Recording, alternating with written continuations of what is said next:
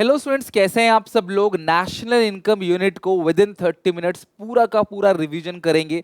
जितने भी diagram chart हैं और जितने भी फॉर्मूले हैं सब कुछ यहाँ पे क्लास कंप्लीट रिवीजन करने वाले हैं। तो वीडियो एंड तक देखना। क्लास आधे घंटे के अंदर आपके 4 चैप्टर यानी कि पूरा का पूरा नेशनल इनकम का यूनिट अच्छे से रिवाइज हो जाएगा। तो स्टार्ट करते हैं। National income macro economics class 12th।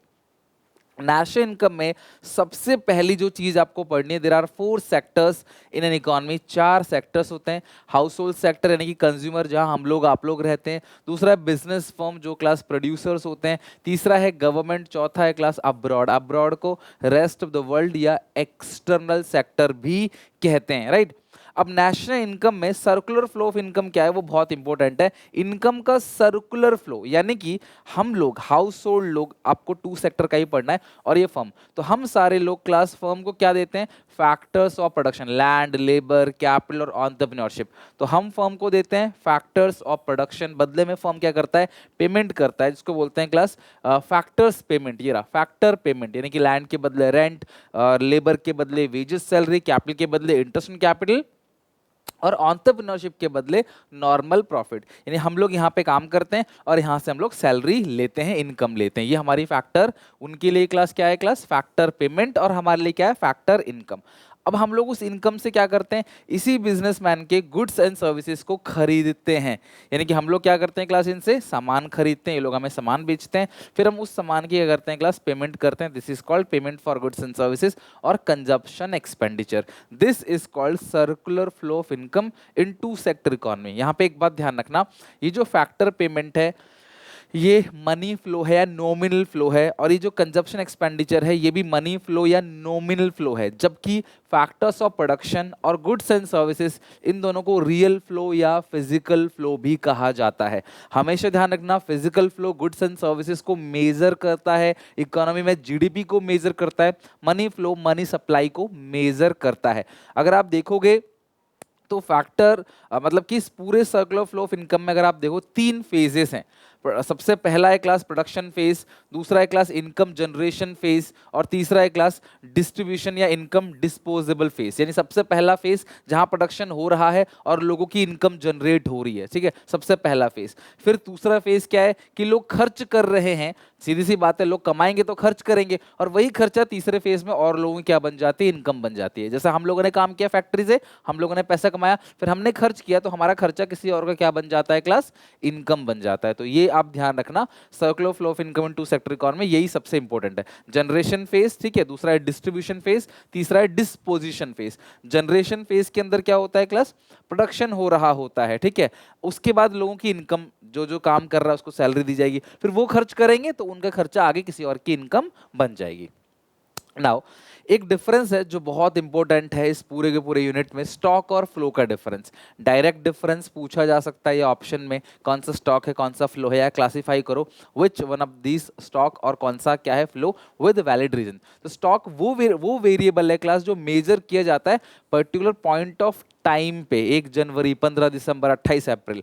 जबकि फ्लो वो वेरिएबल है जो मेजर किया जाता है पर्टिकुलर पीरियड ऑफ टाइम। यहाँ पे एक टाइम का पीरियड रहेगा, लाइक टाइम डायमेंशन है ये, time dimension per month per year, है ना। गाड़ी की स्पीड पर किलोमीटर आर, यानी कि मतलब कि 1 घंटे में कितने किलोमीटर जाएगी, ठीक है, किलोमीटर पर आवर, सॉरी। अच्छा, स्टॉक जो है वो टाइम डायमेंशन नहीं है, बिकॉज ये पॉइंट है, 15 अगस्त, 18 जनवरी, 25 मई, 28 फरवरी, इस तरीके से। तो स्टॉक जो है वो स्टैटिक कॉन्सेप्ट है, बदलता नहीं है, जबकि फ्लो जो है वो चेंज होता रहता है। This is dynamic. लाइक किसी की संपत्ति जो है वो स्टॉक है, किसी पर्टिकुलर डेट पे देखी जाएगी। डिस्टेंस दिल्ली से नोएडा का ये स्टॉक है, बदलता नहीं है, बट गाड़ी की स्पीड जो है वो फ्लो है, स्पीड चेंज होती रहती है। पानी भरा पड़ा टंकी में स्टॉक है, बैंक डिपॉजिट है, कैपिटल है। किसी पर्टिकुलर डेट पे जो पॉपुलेशन है, opening stock, closing stock, balance sheet, ये सब स्टॉक है। जबकि P&L अकाउंट, पॉकेट मनी, है ना, वो फ्लो है, कंजप्शन है, सेविंग्स है, टंकी से पानी लीक हो रहा है, और क्लास गाड़ी की स्पीड जो दिल्ली से नोएडा जा रही है वो भी फ्लो है, पर किलोमीटर आर चेंज होता रहता है ना, 80 किलोमीटर पर आर, 70 किलोमीटर पर आर, इस तरीके से। Demand supply sorry, consumption, savings, profit loss, national income और प्रोडक्शन, जीडीपी, इन्वेस्टमेंट, ये सब साल का देखा जाता है। तो ये चीजें क्या है क्लास, आपका फ्लो है। Balance sheet on the date बनती है, इसीलिए बैलेंस शीट स्टॉक है। बैंक में जो मेरा बैलेंस है अभी है, कल को कुछ और रहेगा तो वो स्टॉक है। है ना, एक पॉइंट पे देखा जाएगा, है ना, वो स्टॉक है। बाकी जो पीरियड में देखा जाता है वो फ्लो है, वीडियो कैमरा फ्लो है, बिकॉज एक पर्टिकुलर पीरियड की वीडियो बनती है, टाइमलाइन आता है। लेकिन पिक्चर में एक पॉइंट आता है, तो वो क्या है क्लास, स्टॉक है, जो आप इमेज खींचते हो, ठीक है। इस चैप्टर में गुड्स जो है अलग अलग टाइप के बारे में आप पढ़ते हो। फाइनल गुड्स के बारे में बात करें, फाइनल गुड्स वो गुड्स जो पूरी तरीके से बनकर तैयार है, चाहे क्लास हम यूज करें, चाहे प्रोड्यूसर यूज करे, चाहे सरकार यूज करे, उसको बोलते हैं फाइनल गुड्स। जो पूरा रेडी है, जिसके बाद इसमें और कुछ काम नहीं होना है, सीधा हम उसे खरीदेंगे, इस्तेमाल करेंगे। लाइक मैं चीनी खरीदता हूँ, ब्रेड खरीदता हूँ, दूध खरीदता हूँ, कपड़े खरीदता हूँ, सीधे इस्तेमाल करता हूँ। लाइक मेरे पास मशीन है, वो भी फाइनल गुड्स है। मेरे पास कैमरा है, ये है, लैपटॉप है, डेस्कटॉप है, वो सारी चीजें क्या है, मेरे लिए मशीन है, वो क्या है क्लास, मेरे लिए फाइनल गुड्स है। लेकिन क्योंकि मैं बिजनेस पर्पस से यूज कर रहा हूं, तो इस पे जो खर्चा मैंने किया है उसको बोलते हैं इन्वेस्टमेंट एक्सपेंडिचर। अब मैं अपने घर के लिए रोटी कपड़ा खरीदता हूं मैं क्लास, उस पे जो खर्चा होता है वो होता है क्लास कंजप्शन एक्सपेंडिचर। तो अगर आप बिजनेस में उस चीज को लगा रहे हो, तो उस पे जो खर्चा है वो इन्वेस्टमेंट एक्सपेंडिचर है, उसे आपने इन्वेस्टमेंट पर्पस से किया है। और जो खुद कंज्यूम कर रहे हो वो कंजप्शन पर्पस से है, आपने खुद उसे कंज्यूम किया, इसीलिए वो कंजप्शन एक्सपेंडिचर है। तो total expenditure is equal to consumption expenditure plus investment expenditure. लेकिन हाँ, दोनों ही केसेस में वो गुड्स फाइनल गुड्स है। मेरे घर पे एसी लगा है, मेरी दुकान में एसी लगा है, मेरे बिजनेस में कोचिंग में एसी लगा है, तो वो एसी फाइनल गुड्स ही कहलाएगा। कोई भी मशीन हमेशा फाइनल गुड्स होती है, बट एक केस में वो इंटरमीडिएट हो सकती है, अगर आप उस मशीन को बेचने के लिए खरीदते हो। आप भी कैमरा होगा आपके पास, ठीक है, वो आपका फाइनल गुड्स है। मेरे पास कैमरा है, मैं अपने बिजनेस में कोचिंग में यूज करता हूं, वो भी फाइनल गुड्स है। लेकिन इस कैमरे को रीसेल के लिए खरीदूं, तब वो इंटरमीडिएट गुड्स कहलाएगा। समझ रहे हो बात को? तो फाइनल गुड्स बन के तैयार है, प्रोडक्शन बाउंड्रीज के से बाहर जा चुका है, क्लास पूरी तरीके से बन चुका है। और इंटरमीडिएट मतलब अभी पूरी तरीके से रेडी नहीं है। दो पर्पस होते हैं फाइनल गुड्स के, आप दो पर्पस कर ले, या तो कंजप्शन या तो इन्वेस्टमेंट। इंटरमीडिएट गुड्स के भी दो पर्पस है, या तो उठा के सीधा रीसेल कर दो, या उससे कुछ और बनाओ। लाइक मैं घर के लिए चीनी लेके आता हूँ, वो फाइनल गुड्स है। लेकिन वही चीनी अगर क्लास एक बिस्किट बनाने वाला, मिठाई बनाने वाला खरीद के लेके आता है, उसके लिए वो इंटरमीडिएट गुड्स है, क्योंकि वो डायरेक्टली ग्राहक को चीनी नहीं बेचेगा। अगर डायरेक्टली क्लास उठा के चीनी बेच रहा है तो भी वो रीसेल हो गया, और उससे कुछ बना के बेच रहा है तो उसे एज ए रॉ मटेरियल वो यूज कर रहा है। तो इंटरमीडिएट गुड्स या तो सीधा उठा के बेच दो, या फिर क्लास उसे as a raw material use कर लो, ठीक है। कैपिटल गुड्स को बोलते हैं machine, but all machines are not capital goods. वो कैपिटल गुड्स जो किसी बिजनेस में है और बिजनेस का फिक्स एसेट है, तभी वो क्लास कहलाएगा। और उसको क्लास वो रीसेल नहीं कर रहा, वो उससे कुछ ना कुछ बना रहा है। ध्यान रखना, बिजनेस होना चाहिए, फिक्स एसेट होना चाहिए, और उसमें वो प्रोडक्शन में यूज कर रहा है, उस मशीन से कोई दूसरा सामान बना रहा है, वो तभी क्लास वो कैपिटल गुड्स कहलाएगा। और वो बेचेगा तो वो इंटरमीडिएट हो गया, फिर उस मशीन को बेच देगा। तो कंज्यूमर गुड्स हम लोग, आप लोग सेल्फ कंजप्शन के लिए, अपनी जरूरतों को पूरा करने के लिए जो चीजें मार्केट से खरीदते हैं, this is called consumer goods. आपने अपने लिए जो सामान खरीदा है खुद इस्तेमाल करने के लिए, उसको बोलते हैं क्लास कंज्यूमर गुड्स, राइट। और आप ध्यान रखना, ड्यूरेबल जो लंबे समय के लिए यूज होता है, नॉन ड्यूरेबल जो एक ही बार यूज किया और खत्म हो गया, सेमी ड्यूरेबल जो कुछ टाइम यूज होता है, क्लास 10 बार, 8 बार, साल भर, है ना वो।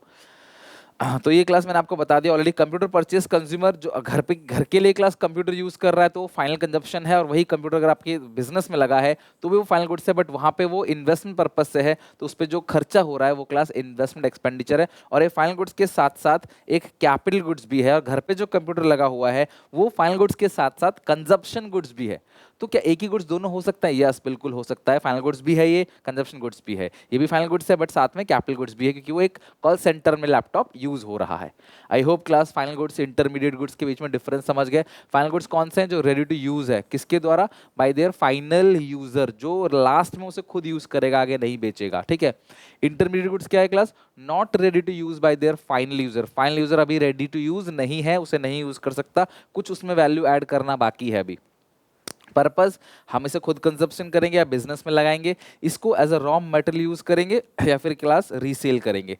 नेचर की बात करें, ये डोमेस्टिक इनकम और नेशनल इनकम दोनों में इंक्लूड होता है, जबकि इंटरमीडिएट गुड्स जो है not included in domestic and national income. तो ये डोमेस्टिक नेशनल दोनों में इंक्लूड होता है, जबकि ये ना ही डोमेस्टिक ना ही नेशनल किसी में भी इंक्लूड नहीं होता। फाइनल गुड्स की बात करें, फाइनल गुड्स में कोई वैल्यू एडिशन नहीं है, सामान पूरी तरीके से बन के रेडी है, कुछ भी वैल्यू ऐड नहीं करना, कोई चीज एक्स्ट्रा उसमें नहीं देनी।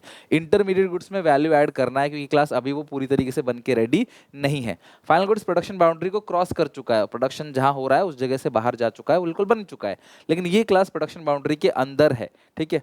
They have cross, they don't, ठीक है, दे डोंट हैव क्रॉस्ड या फिर class they don't crossed the production boundary, वो प्रोडक्शन बाउंड्री को क्रॉस नहीं किया, प्रोडक्शन बाउंड्री के अंदर है। तो ये फाइनल गुड्स जो है वो प्रोडक्शन बाउंड्री को बाहर जा चुका है, लेकिन इंटरमीडिएट गुड्स अभी भी प्रोडक्शन बाउंड्री के अंदर ही है। अगर मैं बात करूं मिल्क खरीदा हाउस होल्ड ने कंजप्शन पर्पज से, वो फाइनल गुड्स है, और मशीन खरीदा इन्वेस्टमेंट पर्पज से, वो भी फाइनल गुड्स है। लेकिन अगर यही मिल्क खरीदा आपने बिस्किट बनाने के लिए, या फिर मिल्क आपने सीधे खरीदा डेयरी वाले ने किसी ग्राहक को बेचने के लिए, तो भैया वो सारी चीज़ें क्या है आपका इंटरमीडिएट गुड्स, चाहे रीसेल हो चाहे फर्दर उसमें कुछ वैल्यू एडिशन करना हो, ठीक है। नेशनल इनकम एक ऐसा क्लास यूनिट है जहां थ्योरी भी है, न्यूमेरिकली भी है, और बेसिक छोटी छोटी बातें आपको पता होना चाहिए, कन्वर्जन के फॉर्मूले, फिर हम क्लास तीनों मेथड की बात भी करेंगे। तो नेशनल इनकम को कहते हैं एनएनपीएफसी, डोमेस्टिक इनकम को कहते हैं एनडीपीएफसी। ग्रॉस से नेट में जाने के लिए आपको पता होगा माइनस डेप्रिसिएशन, डेप्रिसिएशन का दूसरा नाम होता है consumption of fix capital, asset replacement cost. कई बार लिखा रहता है 10 लाख की मशीन 10 साल चलेगी, तो हर साल का डेप्रिसिएशन 1 लाख। और नेट से ग्रॉस में आने के लिए क्लास प्लस डेप्रिसिएशन, ग्रॉस से नेट जाने के लिए माइनस डेप्रिसिएशन। नेशनल से डोमेस्टिक में जाने के लिए माइनस एनएफआईए, और डोमेस्टिक से नेशनल में आने के लिए प्लस एनएफआईए। एनएफआईए का फॉर्मूला है फीफा माइनस फीटा। हमेशा ध्यान रखना, अगर एनएफआईए नेगेटिव है तो डोमेस्टिक बड़ा, एनएफआईए पॉजिटिव है तो नेशनल बड़ा, ठीक है। एमपी से एफसी में जाने के लिए माइनस एनआईटी, एफसी से एमपी में आने के लिए plus NIT.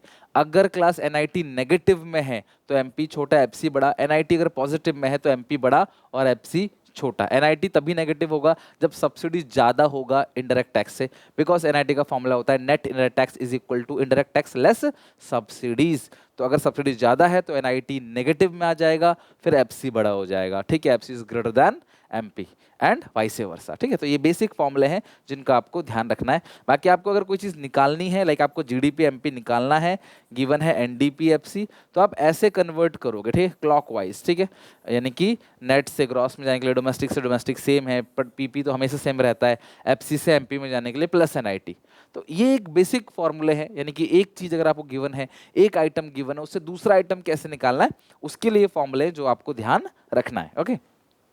Now national income को मेजर करने के लिए पर्टिकुलरली 3 मेथड है, जिनसे क्लास एक क्वेश्चन अप्रोक्सीमेटली 4 मार्क्स का बनता है। पहला वैल्यू एडेड या प्रोडक्शन मेथड, इनकम मेथड, और क्लास क्या है expenditure method, income disposal method, disposal method भी कहते हैं, फाइनल एक्सपेंडिचर मेथड। अब तीनों मेथड की बात करें तो प्रोडक्शन मेथड से क्या निकलता है जीवीएमपी, इसी को जीडीपी एमपी भी कह देते हैं। इनकम मेथड से क्या निकलेगा एनडीपीएफसी, एक्सपेंडिचर मेथड से क्या निकलेगा जीडीपी एमपी। तो प्रोडक्शन मेथड से जीडीपी एमपी या जीवीएमपी, इनकम मेथड से एनडीपीएफसी, और एक्सपेंडिचर मेथड से भी जीडीपी एमपी निकलेगा, जो प्रोडक्शन मेथड से निकलता है। अगर मैं इसके फॉर्मूले की बात करूं, बहुत ही सिंपल फॉर्मूला है, जीवीएमपी या जीडीपी एमपी का फॉर्मूला है sales plus change in stock minus intermediate consumption. Purchase of machine मत लेना, क्योंकि इंटरमीडिएट कंजप्शन मतलब परचेज ऑफ रॉ मटेरियल है। इलेक्ट्रिसिटी चार्जेस भी इंटरमीडिएट कंजप्शन होता है, तो उसको भी माइनस करना। Change stock closing minus opening. Sales अगर गिवन है तो एक्सपोर्ट को मत लेना, बिकॉज सेल्स का फॉर्मूला है domestic sales plus export. But अगर प्रोडक्शन फॉर सेल्फ कंजप्शन दे रखा है, you have to add it, आपको अलग से उसको क्लास ऐड करना है। एडिशन टू स्टॉक भी कहा जाता है कई बार चेंज इन स्टॉक को, एक बात ध्यान रखना, ठीक है। और कई बार यूनिट दी होती है, इतनी यूनिट बेची है, हर यूनिट का इतना प्राइस है, तो मल्टीप्लाई करके सेल्स की वैल्यू को लेना है, सेल्स के अमाउंट को आपने लेना है। निकलेगा जीडीपी एमपी या जीडीपी एमपी, और एक बार ही आपको मिल गया तो आप इसे कन्वर्ट कर सकते हो जो मर्जी क्वेश्चन मांग रहा है उसमें। कई बार ये गिवन होता है, ये गिवन होता है, ये गिवन होता है, तो आपको क्लास सेल्स निकालना होता है, या फिर ये डायरेक्टली नहीं गिवन होगा, एनवीएफसी या कुछ और गिवन होगा, उसे कन्वर्ट करना, फिर ये निकालना, फिर फॉर्मूले पे पुट कर देना। एंड द लास्ट चीज सेल्स प्लस चेंज स्टॉक, दोनों को मिलाकर हम कहते हैं value of output. Sales plus change stock दोनों को मिलाकर कहा जाता है वैल्यू ऑफ आउटपुट, ये भी ध्यान रखना, ठीक है। इनकम मेथड से एनडीपीएफसी निकलता है, एनडीपीएफसी को डोमेस्टिक इनकम कहते हैं। आपको 3 चीजें ऐड करनी है, compensation of employees, operating surplus, और मिक्स इनकम सेल्फ एम्प्लॉयड, ध्यान रखना। इन तीन चीज़ों को ऐड करोगे आपको मिल जाएगा क्या, एनडीपीएफसी। और फिर तुम्हारी मर्जी है एनडीपीएफसी को जिसमें चाहो आप उसमें कन्वर्ट कर सकते हो। सीओई यानी कॉम्पनसेशन ऑफ एम्प्लॉयज अगर ना दिया हो, अगर आपको क्वेश्चन में कॉम्पनसेशन ऑफ एम्प्लॉयज नहीं दिया गया है तो इसके दो पार्ट हैं, wages and salary in cash and kind, और दूसरा एम्प्लॉयर कॉन्ट्रीब्यूशन। ठीक है, एम्प्लॉयर कॉन्ट्रीब्यूट, ध्यान रखना एम्प्लॉय नहीं, employer contribution towards society, employ contribution towards society. Operating surplus, rent, royalty, interest, profit. और प्रॉफिट के तीन पार्ट हैं, अनडिस्ट्रिब्यूटेड प्रॉफिट, डिविडेंड और कॉर्पोरेट टैक्स। कॉर्पोरेट टैक्स को टैक्स ऑन प्रॉफिट भी कहा जाता है। डिविडेंड तो पता ही है, उसी नाम से आता है। अनडिस्ट्रीब्यूटेड प्रॉफिट को रिटेन अर्निंग या savings of private corporate sector भी कहा जाता है। देखो मैं फटाफट रिवीजन करा रहा हूँ आपको, फास्ट ट्रैक रिवीजन, ताकि अच्छे से कंप्लीट सिलेबस का रिवीजन हो जाए आपका, और छोटी छोटी वीडियोस के अंदर। तो अगर आपको डिटेल आपने पढ़ रखा है तो आप पढ़ रहे हो तो आपको समझ आ रहा होगा, नहीं तो आपको ऐसा लग रहा हो सर फास्ट। अगर आपको लग रहा है सर फास्ट रिवीजन करा रहे हैं तो ये रिवीजन फास्ट ट्रैक ही है। आप डिटेल वाली वीडियो जो मैंने कल डाली थी वो देखो, उसके अंदर बहुत धीरे धीरे आराम से बता रखा है। तो ये समझना है आपको। बाकी कोई चीज़ ऐसी लगे कि जो सर हमें पहले नहीं पता थी या फिर पॉइंट है, काम की बात है, उसे लिख के रख लो। ओके, ध्यान रखना। तो जैसे आपको ये नहीं पता हो savings of private corporate sector है ना, रिटेन अर्निंग्स, अनडिस्टर्ब प्रॉफिट है, रिजर्व्स, ये सब एक ही चीज़ है। मिक्स इनकम सेल्फ एम्प्लॉयड ना दिया हो तो क्लास उसको जीरो मान लेना, बिकॉज उसका कोई दूसरा नाम नहीं है। सिमिलरली एक्सपेंडिचर मेथड से क्या निकलेगा, जीडीपी एमपी, इसके अंदर चार चीजें लेना है, private final consumption expenditure, government final consumption expenditure, gross domestic capital formation, net export. अगर नेट इंपोर्ट दिया हो साइन चेंज कर देना। कई बार क्वेश्चन में net factor income from abroad की जगह net factor income to abroad लिखा रहता है, तो भी साइन को चेंज कर देना। ठीक है, अगर ये ना दिया हो तो gross domestic fixed capital formation लेना है प्लस चेंज इन स्टॉक लेना है, ध्यान रखना फिक्स्ड को लेना है। और अगर कभी नेट दिया हो, अगर मान लो जैसे आपको दिया हो नेट डोमेस्टिक कैपिटल फॉर्मेशन, तुम्हें क्या चाहिए, ग्रॉस डोमेस्टिक कैपिटल फॉर्मेशन, तो नेट में तुम क्या ऐड कर दोगे, डेप। अगर कभी तुम्हें दिया हो net domestic fixed capital formation, तो नेट को हटाने के लिए डेप ऐड करोगे, और फिक्स अगर है तो वो समझ लो क्या है, सब पार्ट है, तो उसमें चेंज स्टॉक भी ऐड करोगे। हमेशा ध्यान रखना, अगर चेंज स्टॉक में क्लोजिंग स्टॉक नहीं दिया है तो चेंज स्टॉक का फॉर्मूला है क्लोजिंग माइनस ओपनिंग। ठीक है, तो अगर आपको क्लोजिंग नहीं दिया उसको जीरो मानो और फिर क्लास आप ओपनिंग को लो। ओके, ये ध्यान रखना। कई बार बच्चे ओपनिंग को ही चेंज स्टॉक मान लेते हैं, जो कि गलत है। चैप्टर में काफी थ्योरी भरी पड़ी है क्लास से। एक थ्योरी है तीनों मेथड के प्रिकॉशन, जिससे क्वेश्चन बनता है इंक्लूड एक्सक्लूड। और मैं एक सेपरेट वीडियो बनाने वाला हूं इसके ऊपर कि क्या क्या आइटम इंक्लूड होगा, क्या क्या आइटम एक्सक्लूड होगा, और separate video for numerical.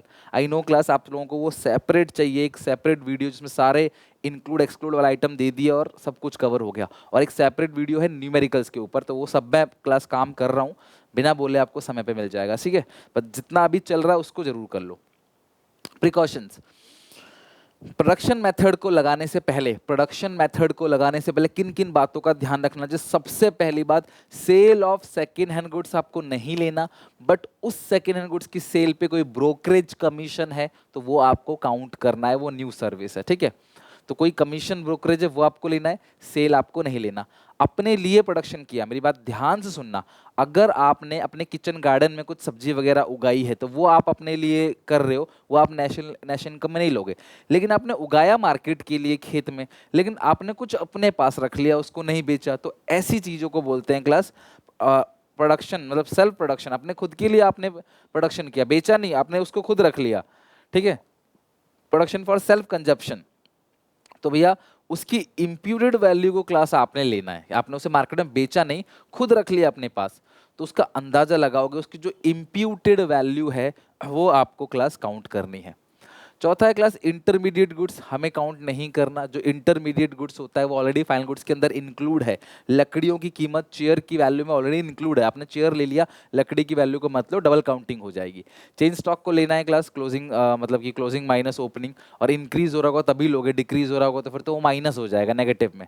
Intermediate consumption को नहीं लेना क्योंकि वो माइनस होता है। ठीक है, आपने देखा होगा फॉर्मूले में भी माइनस करते हैं। हाउसवाइफ की सर्विस, मदर की सर्विस, घर में जो आप ट्यूशन दे रहे हो अपने छोटे भाई बहन को, उसकी जो सर्विस है उसको क्लास आप काउंट नहीं कर सकते, तो सेल्फ कंजप्शन सर्विसेज है तो हम क्लास उसको नहीं लेंगे, उसकी वैल्यू आप काउंट नहीं कर सकते। ठीक है, इनकम मेथड लगाने से अच्छा प्रॉब्लम ऑफ डबल काउंटिंग क्या है? जब आप इंटरमीडिएट गुड्स को भी काउंट में ले आते हो, that is called problem of double counting. ठीक है, मैं लकड़ियां खरीद के लेके आया, इकोनॉमी की सेल हो गई 1000 की, उससे चेयर बना के बेचा 3000 का, इकोनॉमी की सेल हो गई 3000, तो अब इस 3000 में वो 1000 की चीज इंक्लूड है। अगर आप इस 3000 को, इस 1000 को, दोनों को ले लोगे, this is called problem of double counting. सरकार बोलेगी 1000 रुपए का इसको इसने खरीदा, किसी और ने मतलब मुझे बेचा, मैंने 3000 किसी को बेचा, 3 + 1 4000। अगर आप 4000 की सेल बोलोगे तो वो गलत है, तो वो मिस्टेक है। तो प्रॉब्लम ऑफ डबल काउंटिंग का मतलब क्या है? When you count anything more than once. तो सर इसको अवॉइड कैसे करें क्लास? यहाँ पे हम अवॉइड ऐसे करेंगे, take the value added instead of total output. आप हर जगह वैल्यू ऐड लो। जैसे मैंने किसी ने मुझे बेचा 1000 का, तो इकॉन में 1000 की सेल हो गई। फिर मैंने वो चीज आगे बेची 3000 में, तो मैंने वैल्यू कितना ऐड किया? 2000। तो या तो आप हर स्टेज पे जो वैल्यू एडिशन हो रहा है आप उसको लो, या फिर आप कुछ मत लो, लास्ट में कितने का बेचा? 3000 का, आप वो लो। ऐसे भी 3 आएगा, 2 + 1 भी 3 आएगा। तो आप किसी भी तरीके से उसे कर सकते हो, right. Take the value of final product only, और फिर आपने वैल्यू ऐड लेना है हर स्टेज पे। इससे आप डबल काउंटिंग की प्रॉब्लम को अवॉइड कर सकते हो। Just like production method, income method में भी बहुत सारे प्रिकॉशंस है। जैसे कोई भी प्रकार का class old age pension, unemployment allowances, scholarship, pocket money, ये सारी चीज़ें क्लास आपको नहीं लेना है क्लास। सिमिलरली इनडायरेक्ट टैक्सेस को भी क्लास आपने काउंट नहीं करना है। Income from illegal activity like smuggling, theft, चोरी, ब्लैक मनी, लॉटरी, ये सब क्लास आप काउंट नहीं करना है। इसके बदले कोई प्रोडक्शन नहीं हो रहा है, वो चीज जिसके बदले प्रोडक्शन नहीं हो रहा, गिफ्ट, डोनेशन, चैरिटी मत लेना क्योंकि उसके बदले कोई प्रोडक्शन नहीं हो रहा, वो फ्री में मिल रहा है। हाँ, बट आपका एम्प्लॉयर आपको कुछ दे रहा है, आपको कोई चीज दे रहा है, वो काम करने के बदले दे रहा है, तो वो आपने काउंट करना है। फ्री लंच दे रहा है, सब्सिडाइज लंच दे रहा है, तो एहसान नहीं कर रहा, आपके काम के बदले दे रहा है, वो आपने काउंट करना है। तो सेल ऑफ सेकेंड गुड्स मत लेना, बट ब्रोकरेज कमीशन जो है वो लेना है आपने। Plus financial asset shares, bond, debentures, तो do not include income arising from sale of financial asset. Sale of financial asset जो है उस पर कोई अगर इनकम जनरेट होती है वो क्लास आपको नहीं लेना है। ब्रोकरेज कमीशन अगर कोई है वो आपने लेना है। ओनर अपने मकान में खुद रहता है तो उसका इम्प्यूटेड रेंट भी काउंट करना है कि अगर मैं इस मकान में नहीं रहता तो मैं इससे कितनी रेंटल इनकम जनरेट करता, और इनकम मेथड में रेंट काउंट होता है ऑपरेटिंग सरप्लस में, तो वो आपको काउंट करना है। जैसे प्रोडक्शन फॉर सेल्फ कंजप्शन है ना, वैसी क्लास यहाँ भी इसको काउंट करना है आपने। एक्सपेंडिचर मेथड में अगेन सेम चीज है, जो इंटरमीडिएट गुड्स है उस पर कोई खर्चा है तो आपने काउंट नहीं करना है, ठीक है। लेकिन अगर आपने कोई सेल्फ कंज्यूम किया चीजें या अनाज आपने मार्केट के लिए उगाया, बेचा नहीं, आपने खुद कंज्यूम कर लिया, तो उसको प्रोडक्शन मेथड में तो काउंट करेंगे, बट उस पर जो खर्चा हुआ है वो एक्सपेंडिचर मेथड में काउंट करोगे। ट्रांसफर पेमेंट, फ्री में जो पेमेंट की गई है, ओल्ड एज पेंशन, स्कॉलरशिप, उसका क्लास आपने काउंट नहीं करना है। प्लस फाइनेंशियल एसेट पे जो खर्चा हुआ है वो खर्चे में एक्सपेंडिचर मेथड में काउंट नहीं करना, जो कमाई हुई है वो इनकम मेथड में काउंट नहीं करना। हालांकि कोई ब्रोकरेज कमीशन है क्लास, उसको नेशनल इनकम इंक्लूड करेंगे। बाकी सेकंड गुड्स पे कोई खर्चा अगर कर रहे हो तो काउंट मत करना, क्योंकि आप ऑलरेडी वो खर्चा काउंट करते हो जो फाइनल गुड्स के ऊपर हुआ है, और फाइनल गुड्स का खर्चा जो है उसके अंदर ही इंटरमीडिएट गुड्स का खर्चा भी इंक्लूड होता है। हाउएवर अगर कोई ब्रोकरेज कमीशन अगर है वो तो हर जगह ऐड होगा, बिकॉज वो एक नई सर्विस है, नया खर्चा है ब्रोकरेज का। आप सामान 10 बार बेच रहे हो तो 10 बार ब्रोकरेज भी तो दे रहे हो, तो वो ब्रोकरेज ऐड होगा, but sale value class add नहीं होगी। तो ये तीनों मेथड का जो प्रिकॉशन है ना वो बहुत इंपॉर्टेंट है, उसको जरूर रख के चलना, ठीक है। Now moving to next point, national income. ध्यान रखना, नेशनल इनकम में सिर्फ normal residents of a country, जो रेजिडेंट है उनकी इनकम को ऐड किया जाता है। डोमेस्टिक इनकम क्लास जो भी देश के अंदर है, चाहे वो रेजिडेंट हो चाहे नॉन रेजिडेंट हो, उनकी इनकम को क्लास आप ऐड करते हो। बट नेशनल इनकम में सिर्फ और सिर्फ नॉर्मल रेजिडेंट की इनकम को ही ऐड किया जाता है। डोमेस्टिक टेरिटरी जो है वो एरिया है क्लास जहां पर डोमेस्टिक इनकम जनरेट होता है। तो डोमेस्टिक टेरिटरी वो इकोनॉमिक टेरिटरी है जिसके अंदर क्लास क्या क्या चीजें इंक्लूड होती हैं। शिप्स एंड एयरक्राफ्ट, अगर कोई शिप है दो देशों के बीच में जा रहा है बट उसका मालिक अगर इंडियन है तो वो इंडिया टेरिटरी का पार्ट होगा। सिमिलरली एरोप्लेन के अंदर है क्लास, सिमिलरली फिशिंग वेसल और ऑयल रिग भले इंटरनेशनल वाटर में है बट ओनर अगर इंडियन है तो वो इंडिया की टेरिटरी में काउंट होगा। अगर आई एम सॉरी, किसी भी कंट्री में हमारी एम्बेसी है तो वो हमारी डोमेस्टिक टेरिटरी का पार्ट होगा। यूएस में, चाइना में, रशिया में, थाईलैंड में, अलग अलग कंट्री में इंडिया की एम्बेसीज हैं, लेकिन वो है हमारा पार्ट। और हमारे यहाँ जो एम्बेसीज हैं वो हमारा पार्ट नहीं है डोमेस्टिक इनकम, तो डोमेस्टिक में वो उनके टेरिटरी का पार्ट है। तो डोमेस्टिक टेरिटरी में क्या क्या इंक्लूड नहीं होता, एम्बेसीज, मिलिट्री स्टैब्लिशमेंट, वो सब नहीं होगा। बाहर देश की कोई भी एम्बेसी इंडिया के अंदर है, जो दिल्ली में आपने देखा होगा हर कंट्री की एम्बेसी बनी हुई है, वो हमारे टेरिटरी का पार्ट नहीं, वो उनकी टेरिटरी का पार्ट है जिसकी वो एम्बेसी है। अगला इंटरनेशनल ऑर्गेनाइजेशन, हम वो भी काउंट नहीं करते, भले ही वो हमारी कंट्री के एरिया के अंदर आता है, यूएनओ, डब्ल्यूटीओ, आईएलओ, डब्ल्यूएचओ, वो क्लास हमारे टेरिटरी का पार्ट हम लोग उसको नहीं मानते क्योंकि वो इंटरनेशनल ऑर्गेनाइजेशन है। मोस्ट इंपोर्टेंट थ्योरी इस चैप्टर में, और वो है class GDP and welfare. GDP होता क्या है क्लास? जीडीपी का मतलब सिंपल सा है, देश के अंदर सुई से लेकर जहाज तक जो भी चीजें प्रोड्यूस हो रही हैं, that is called GDP. Her sector का जो कंट्रीब्यूशन आ रहा है प्रोडक्शन के अंदर, चाहे वो गुड्स हो चाहे सर्विसेज हो, सारी चीजें मिलाकर क्या बनती है क्लास? जीडीपी। और देश का जीडीपी जब बढ़ेगा तो ये देश का वेलफेयर भी करेगा। जितना ज्यादा प्रोडक्शन हो रहा है उतने ही ज्यादा लोगों को रोजगार मिल रहा है, काम मिल रहा है, पैसे कमा रहे हैं, ज्यादा पैसे कमा रहे हैं, ज्यादा खर्च कर रहे हैं, उनका खर्चा किसी और की इनकम, फिर जिनको इनकम मिलेगी वो खर्च करेंगे। यही तो पड़ा सर्कुलर फ्लो ऑफ इनकम में। कंपनी बंद, हमारी सैलरी बंद, हमारे खर्चे बंद, और हमारे ऊपर जो डिपेंड थे वो लोग भी रोजगार हो गए। कंपनी में प्रोडक्शन ज्यादा हो रहा है, हमें सैलरी ज्यादा मिल रही है। प्रोडक्शन ज्यादा कर कौन रहा है? प्रोडक्शन ज्यादा हम ही लोग कर रहे हैं, हमें सैलरी ज्यादा मिल रही है। हम ज्यादा खर्च करेंगे, हमारा खर्चा किसी और की इनकम बनेगी, फिर उसकी इनकम बनी तो वो भी खर्च करेगा। तो ऐसे देश चलता है। लेकिन जीडीपी का बढ़ना देश के वेलफेयर को रिप्रेजेंट करता है, लेकिन देयर आर सम एक्सेप्शन जहां पे जीडीपी बढ़ तो रहा है लेकिन वेलफेयर का आता पता नहीं है। हम श्योर नहीं कह सकते कि जीडीपी बढ़ रहा है, प्रोडक्शन बढ़ रहा है तो वेलफेयर भी बढ़ेगा, हम ये नहीं कह सकते।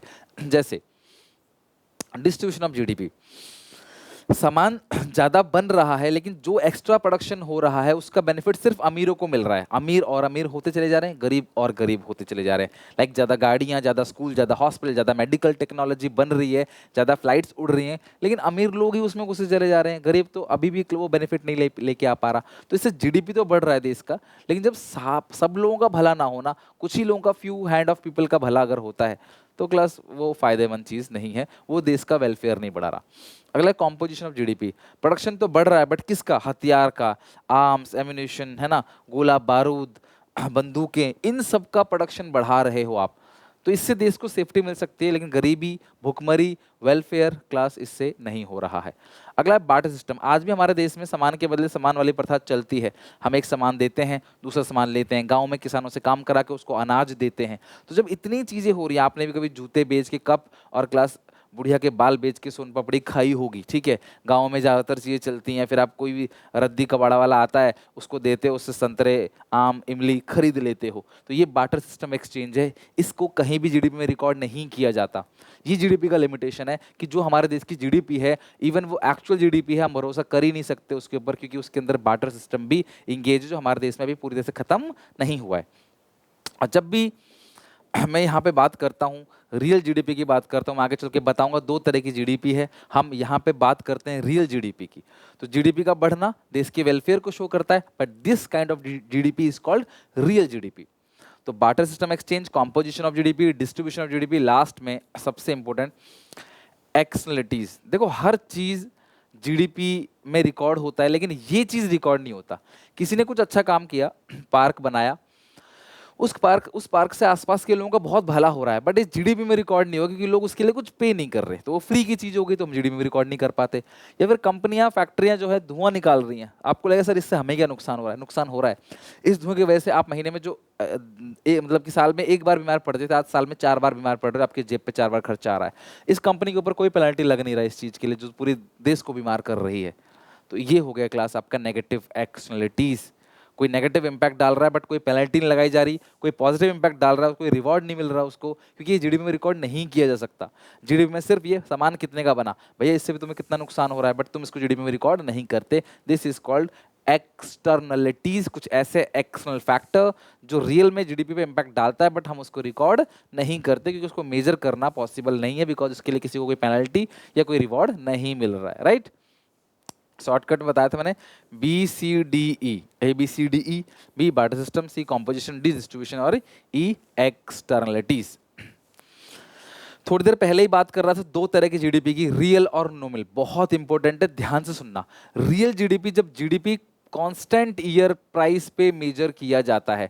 सन 2014 में जो अनाज की कीमत थी, अगर आप उस प्राइस से ही जीडीपी को मेजर करोगे, उसको बोलते हैं क्लास रियल जीडीपी। लेकिन जब जीडीपी करंट ईयर प्राइस पे आप मेजर करते हो, आज की जो प्राइस है 2023-24 की जो प्राइस है उस पे अगर आप मेजर करते हो, तो वो कहलाता है नॉमिनल जीडीपी।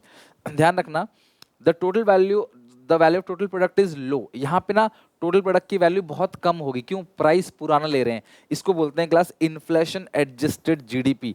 2014 का जो बेस ईयर प्राइस है ना, आप उसी से मल्टीप्लाई कर रहे हो। तब 100 किलो अनाज बना था, अनाज की कीमत 2 रुपए थी। आज अनाज बन रहा 80 किलो, आज भी प्राइस आप 2 रुपए लेते हो। तो क्योंकि आप पुराना प्राइस ले रहे हो, इसलिए इसको इन्फ्लेशन एडजस्टेड जीडीपी बोलते हैं। यहाँ पे जो प्रोडक्ट का वैल्यू है थोड़ा कम मिलेगा आपको। नॉमिनल जीडीपी में प्रोडक्ट की वैल्यू जो है वो काफ़ी हाई रहेगी, और नॉमिनल जीडीपी में क्लास जो है without any effect of inflation, यानी नॉमिनल जीडीपी में क्लास जो करंट वैल्यू है सीधा वो ले लेते हैं, इन्फ्लेशन को देखते ही नहीं कुछ भी, जो आज की वैल्यू वो ले लिया आपने। तो ये हो गया nominal GDP. Real GDP true indicator है। रियल जीडीपी को रिलायबल, भरोसेमंद माना जाता है। नॉमिनल जीडीपी इकोनॉमी की मतलब क्योंकि ये महंगाई की वजह से ये ज़्यादा दिखता है वैल्यू इसका, तो इसको क्लास ट्रू इंडिकेटर नहीं मानते। इसीलिए जब भी जीडीपी वेलफेयर की बात करते हैं तो रियल जीडीपी की बात करते हैं। Real GDP is more reliable, ज़्यादा भरोसेमंद है as compared to nominal GDP. Real GDP nominal GDP में जो वेरिएशन है, जो डिफरेंस है, उसको मेजर करने के लिए प्राइस इंडेक्स है, या फिर क्लास जीडीपी डिफ्लेटर कहा जाता है, जिसका फॉर्मूला है nominal GDP upon real GDP into 100। तो प्राइस इंडेक्स दिया रहेगा नॉमिनल जीडीपी, नीचे रियल जीडीपी इनटू 100, 1 2 3, ये 3 आइटम में से कोई भी 2 आइटम आपको दिया रहेगा, आपको तीसरा आइटम क्लास कैलकुलेट करना है। ध्यान रखना क्लास, आपको तीसरा थर्ड आइटम जो है वो आपको कैलकुलेट करना है, आपको दिया रहेगा। तो भूलना मत, A B C D E F G H I J K L M N, N पहले आता है ए बी सी डी में, इसलिए एन ऊपर है, और आर बाद में आता है, आर नीचे। ऐसे फनी वे में आप इसको हमेशा के लिए लर्न कर सकते हो, ठीक है। Net factor income from abroad, ये जो इनकम फ्रॉम अब्रॉड है उसके अंदर क्या क्या आता है? कॉम्पनसेशन टू एम्प्लॉय, एम्प्लॉय को जो भी कॉम्पनसेशन दे रहे हो, salary, wages, pension, gratuity, bonus, वो सब। और income from property, rental income जो हो गई वो आप ऐड करते हो। और एंटरप्रेन्योरशिप से जो इनकम आती है लाइक प्रॉफिट आ गया, वो आप ऐड करते हो। अगला है रिटेन अर्निंग, यानी वो प्रॉफिट जो क्लास आपने बचा लिया टैक्स और डिविडेंड को देने के बाद। You know very well, profit के 3 पार्ट होते हैं। सबसे पहला डिविडेंड, दूसरा है टैक्स, या पहले टैक्स देते हैं, फिर डिविडेंड जो बचता है वो रिटेन कर लेते हैं, बचा लेते हैं बिजनेस के ग्रोथ में। वही यहाँ पे है। तो 3 चीज़ है। सबसे पहली चीज कॉम्पनसेशन ऑफ एम्प्लॉयज, दूसरा इनकम फ्रॉम प्रॉपर्टी और एंटरप्रेन्योरशिप, प्रॉपर्टी से इंटरेस्ट आता है, रेंट आता है, एंटरप्रेन्योरशिप से नॉर्मल प्रॉफिट आता है। और अगला क्लास रिटेन अर्निंग, ये एनएफआई ये क्लास कंपोनेंट है। इस चैप्टर में डेप्रीशिएशन और कैपिटल लॉस का भी डिफरेंस है जो आपको ध्यान रखना है। डेप्रीशिएशन क्या होता है? किसी भी एसेट को खरीदते हैं तो ग्रेजुअली उसकी value year after year value कम होती है, वियर एंड टियर घिसता है मशीन, तो उसके लिए हम पहले से पैसे जोड़ के रख लेते हैं। This is called depreciation. It refers to fall in the value of fix asset due to normal wear and tear, passage of time और एक्सपेक्टेड ऑब्सोलेंस। पता है अभी मशीन घिसेगी तो अपनी एफिशिएंसी को कम कर देगा। पंखा पुराना हो जाता है तो धीरे धीरे चलता है, सबको पता है। मोबाइल फोन पुराना हो जाता है तो उतने अच्छे से स्पीड से काम नहीं करता, वो डेप्रिसिएशन है, उसकी वजह वैल्यू कम हो रही है। लेकिन मशीन चोरी हो जाए, हमने जो सोचा नहीं था वो हो जाए, नेचुरल कैलेमिटी, एक्सीडेंट, आग लग जाए, तो वो चीज़ क्लास क्या है, उसके लिए आप पहले से रेडी नहीं हो सकते। वो क्या है? कैपिटल लॉस है। डेप्रिसिएशन का प्रोविजन बनाया जाता है ताकि क्लास मशीन जब पुरानी होगी तो हम उसके लिए एक नई मशीन ले आएंगे, उसको रिप्लेस कर देंगे। लेकिन कैपिटल लॉस का कोई प्रोविजन नहीं बनाते क्योंकि वो अनएक्सपेक्टेड है, कब चोरी हो जाए, कब भूकंप आ जाए, सारे एसेट खराब हो जाए, हमें नहीं पता। प्रोडक्शन पर्पस क्लास देखो, ये जो प्रोडक्शन प्रोसेस है ना वो हैम्पर नहीं होता डेप्रिसिएशन से, बिकॉज आप जोड़ के चलते हो, आप रिपेयर करा लेते हो, नई मशीन खरीद लेते हो। मशीन ही चुरा के ले गया कोई तो प्रोडक्शन प्रोसेस क्या होगा? हैम्पर हो जाएगा। ये है डिफरेंस बिटवीन डेप्रिसिएशन और कैपिटल लॉस, राइट? सॉरी। तो फाइनली इन क्विक वे हमने कंप्लीट चैप्टर का अच्छे से रिवीजन कर लिया। अब मुझे इसमें 2 चीज़ें तुम्हें अलग से करानी है। अगर तुम इतना याद कर लेते हो अगली क्लास से पहले तो मैं तुम्हें क्लास 2 चीज़ें पक्का कराऊंगा। क्या क्या? एक कंप्लीट न्यूमेरिकल का एक वीडियो, इंपॉर्टेंट न्यूमेरिकल, जिससे क्लास सारा कवर हो जाएगा, पेपर में भी आ जाएगा उससे। और दूसरा इंक्लूड एक्सक्लूड आइटम। तो यहाँ तक आप अच्छे से पढ़ लेना, समझ लेना। वीडियो अच्छी लगे लाइक करना, चैनल को क्लास सब्सक्राइब करना, इस वीडियो को अपने दोस्तों में शेयर करना। क्लास 12th इकोनॉमिक्स का कंप्लीट रिवीजन, अकाउंट्स का, बीएसटी का, with all her cheese class यहाँ चैनल पे हो रही है। सपोर्ट करो, चैनल को सब्सक्राइब करो। सबसे इंपॉर्टेंट बात, पढ़ाई करो, मेहनत करो। ये लास्ट टाइम है। इस टाइम की मेहनत तुम्हें ज़िंदगी भर याद रहेगी और तुम्हें जो सक्सेस मिलेगी वो तुम्हारे साथ ज़िंदगी भर तक चलेगा। तो मिलते हैं नेक्स्ट वीडियो में। Till then take care, bye bye. यहाँ तक याद जरूर करके आना।